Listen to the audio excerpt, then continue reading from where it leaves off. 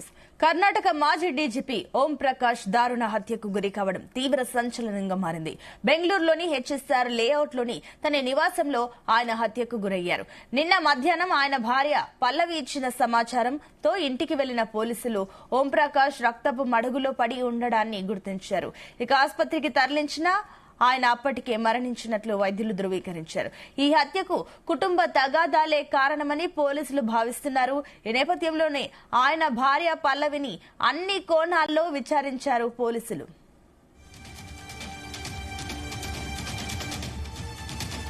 ఇక కొద్ది రోజులుగా ఆస్తి వివాదాల కారణంగా భార్య పల్లవి ఇతర కుటుంబ సభ్యులతో ఓం ప్రకాష్ గొడవ పడుతున్నట్లు పోలీసుల దృష్టికి వచ్చింది.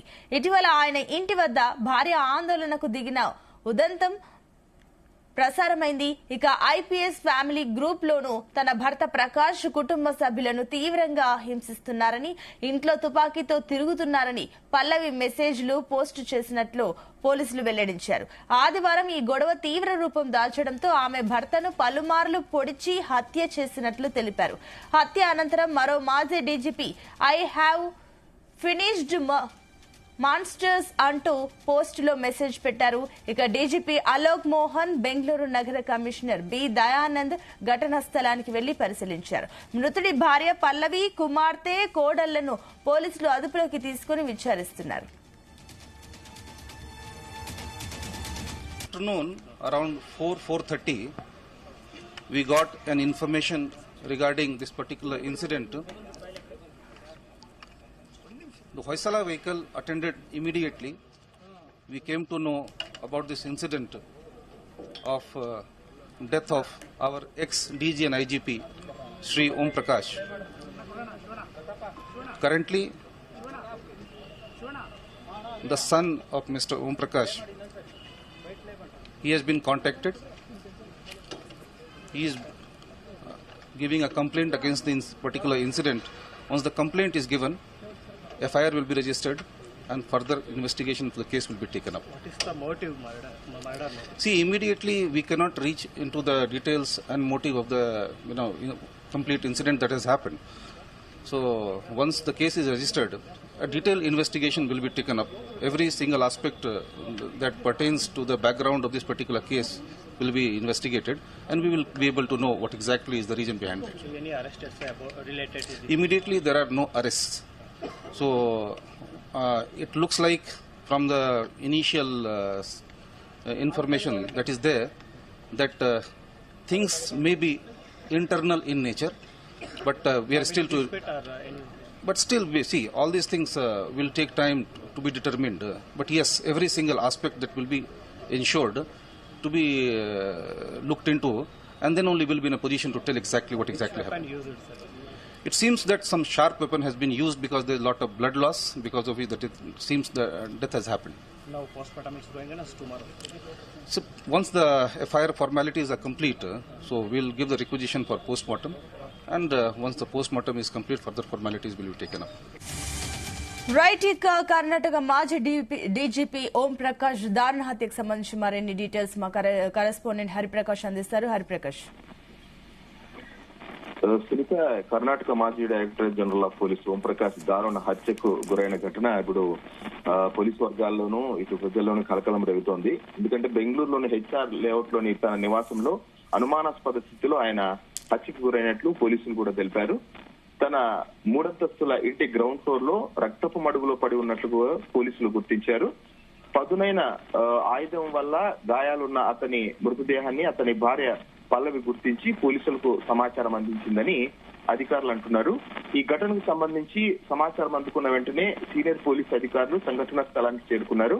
మృతదేహాన్ని పోస్ట్ మార్టం నిమిత్తం హాస్పిటల్ కూడా తరలించారు. ఈ ఘటనపై ఫోరెన్సిక్ బృందం ప్రస్తుతం అయితే ఇన్వెస్టిగేషన్ చేపట్టింది.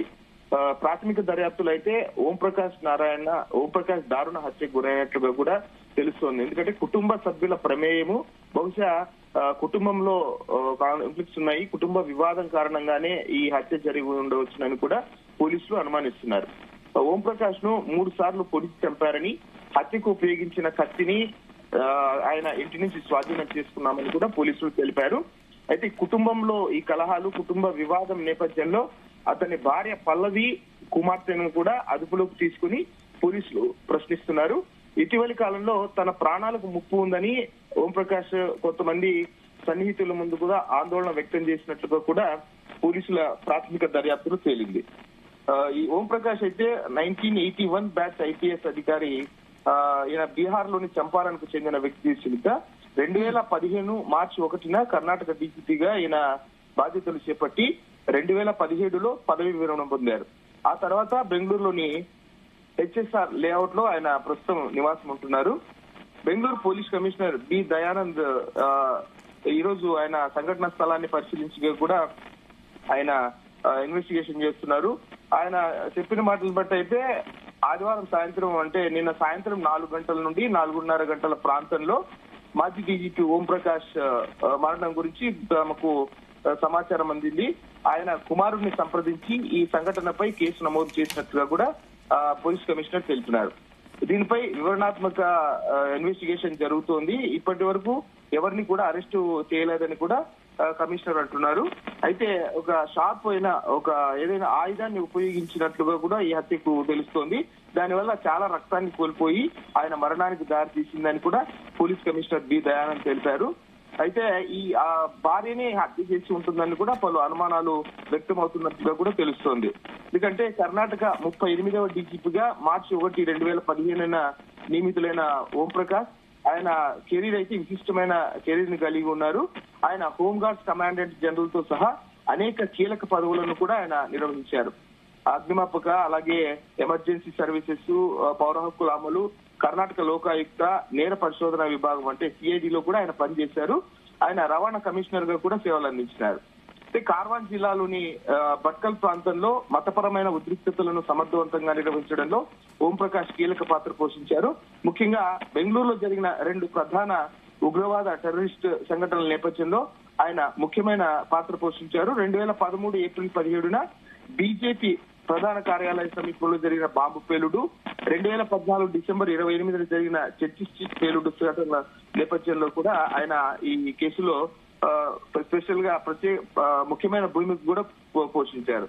అయితే కుటుంబ వివాదాల నేపథ్యంలో ఈ హత్య జరిగి ఉంటుంది. అంటే అతని భార్య ఆయన్ని కత్తితో పొడిచి చంపేసినట్టుగా కూడా పలు అనుమానాలు వ్యక్తమవుతున్నాయి. అయితే ఇవన్నీ ఈ ప్రాథమిక దర్యాప్తులో అంశాలు బయటికి రావాల్సి ఉందని చెప్పి కూడా పోలీసు అధికారులు అంటున్నారు. ముఖ్యంగా చాలా కాలంగా ఆయన భార్యతో వివాదం ఉంది.